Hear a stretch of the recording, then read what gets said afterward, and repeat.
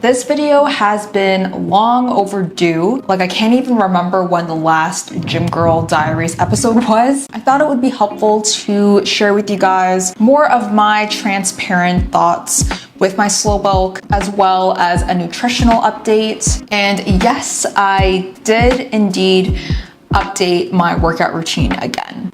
So, this is all trial and error. There was obviously nothing wrong with my last workout routine, but there's always room for improvements to meet your specific goals and to make them more optimal. I also wanted to share some of my latest PRs from my older workout routine and show you guys some of my progress that I made so far. And last but not least, my future goals and plans. So this includes some of my short-term goals and long-term ones. So we do have a lot to cover. I am going to be showing you guys some visuals of like my exercises, my food, etc. But for the most part, it will be just me mostly talking.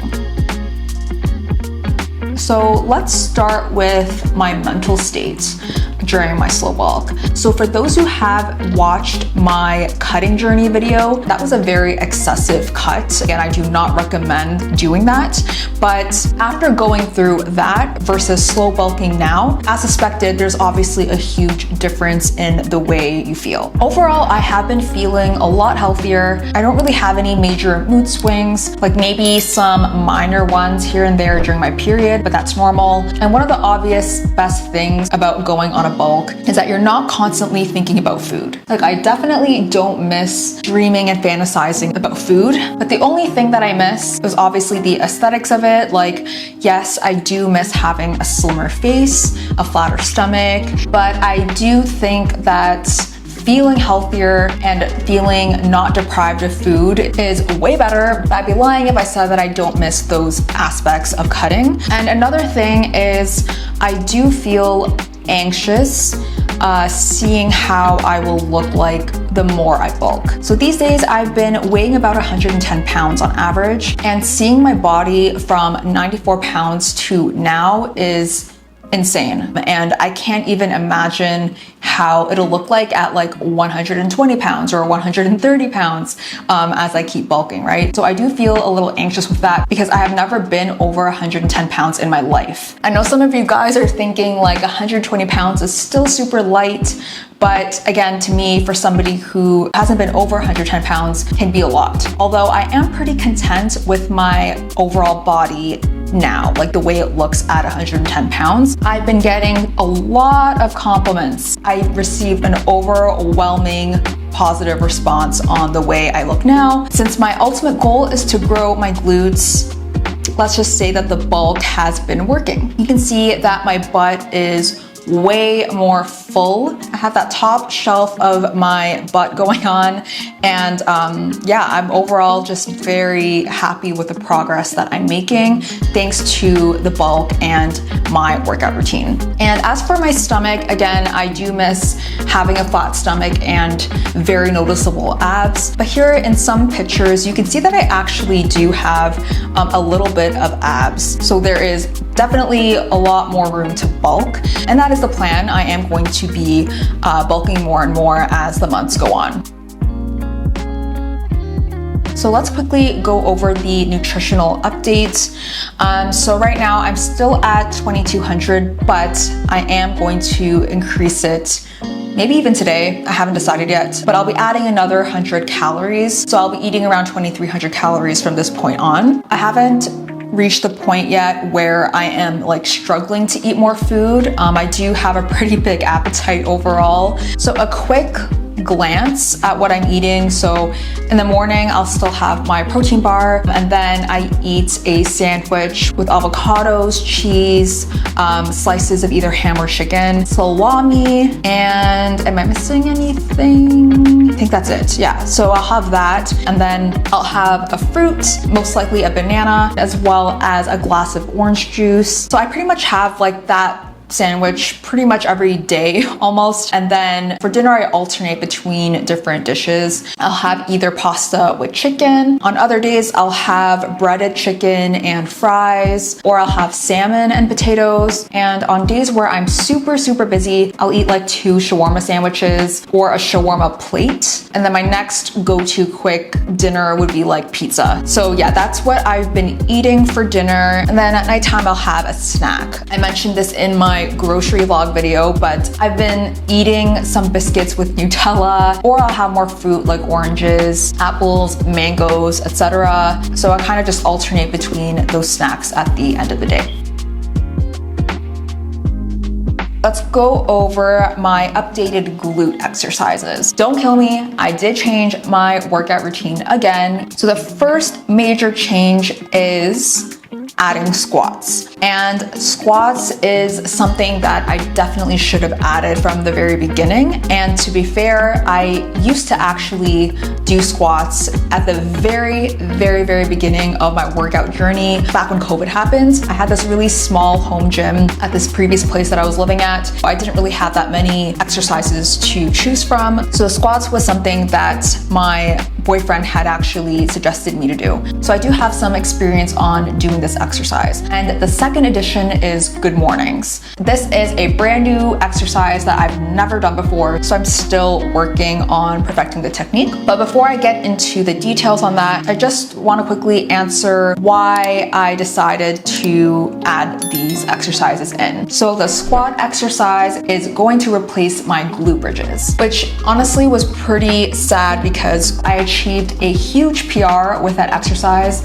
I was doing like 320 pounds. And then I am swapping out the single leg RDLs with good mornings. So my boyfriend is the one that actually writes my programs. He is a natural bodybuilder and he has helped me a lot with my glute gains. And I'm very happy with the progress so far after following his program to a T. If he's going to suggest me to swap out certain movements with these ones, I am going to listen. So we were going over my old program, and after assessing my glute gains, we decided that my lower glute needed more work in comparison to the upper glute. So as I mentioned earlier, I have that top shelf going on, but my bottom glute can use some work. So we're pretty much shaping my butt into a C shape, because right now it kind of looks like a J. So he believes the squats will really help with that. And then we also made other adjustments to my workout routine to help achieve this new goal. So with glute bridges, I was progressing really well. We noticed that particular exercise doesn't really target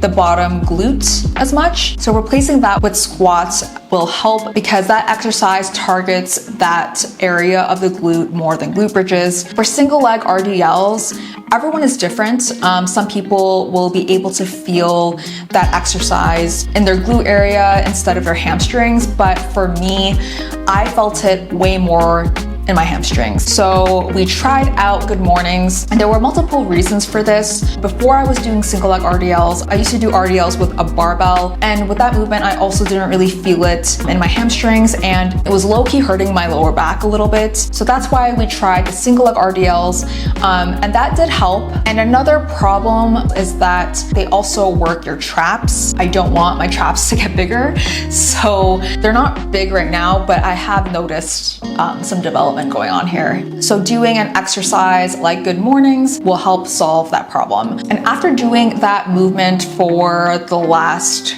3 or 4 workouts, I do feel it more in my glute area instead of my hamstrings. So that is very promising, which is why I'm going to continue doing it. And again, it's all trial and error. These updates aren't really even set in stone. I'm still testing out the waters, and I just wanted to give you guys a real-time update on what's going on. There are other adjustments that I made to my entire workout program, but I will save these details for another video.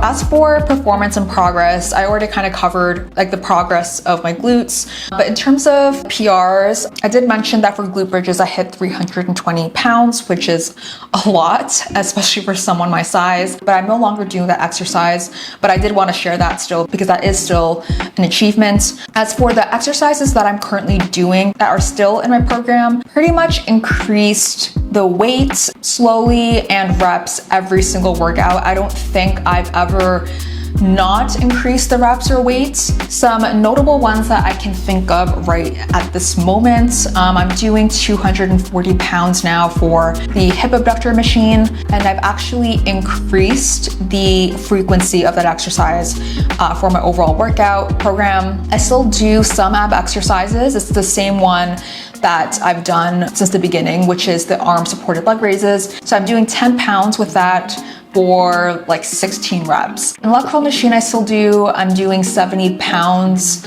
for 8 reps, or like 8 to 9 reps. There's no surprise that I'm still doing paused hip thrusts. I think that movement will stay there forever at this point.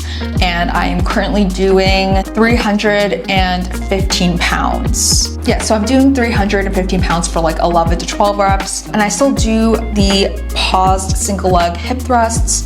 And I've increased the weight just a little bit with that one to 160 pounds per leg.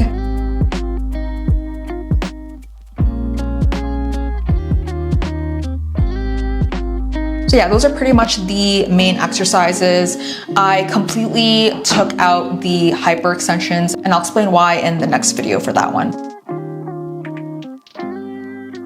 So now my future goals and plans. I'm going to continue bulking to 120 pounds, maybe even more. It just kind of depends on how I feel with the way I look physically. But so far it's going good. And I'm probably going to do a mini cut sometime next year. I might start at the beginning of 2025 just because there are a ton of events happening that year that I want to look more slim, but that is definitely not an excessive cut. Like, it's not going to be as dramatic. But yeah, for the most part, I'm just going to continue bulking because I'm trying to gain as much muscle as possible, but still being cautious at the same time because I don't want to gain too much fat. So it's all about balance and patience. The long-term vision is to pretty much gain as much muscle as I can because the only way my glutes are going to grow optimally through eating more and working out rather than cutting or maintaining. So I think I've covered everything. If you guys have any questions at all related to fitness or what I'm eating,